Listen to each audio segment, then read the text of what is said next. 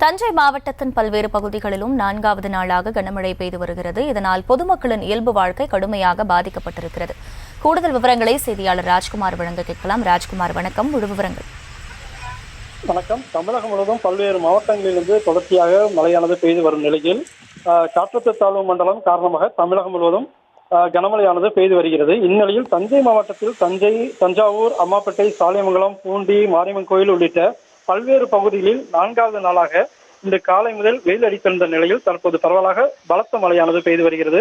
இதனால் பொதுமக்களின் இயல்பு வாழ்க்கை மிகவும் பாதிக்கப்பட்டது. 1 மணி நேரத்திற்கு மேலாக வெளுத்து வாங்கிய மழையால் 2 சக்கர 4 சக்கர வாகனங்களில் புறவழிச்சாலைகளில் விளக்குகளை எரியவிட்டவாறு செல்லும் சூழ்நிலை ஏற்பட்டுள்ளது.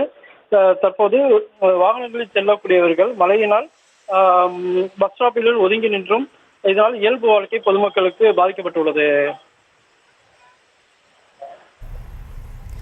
விவரங்களுக்கு நன்றி ராஜ்குமார்.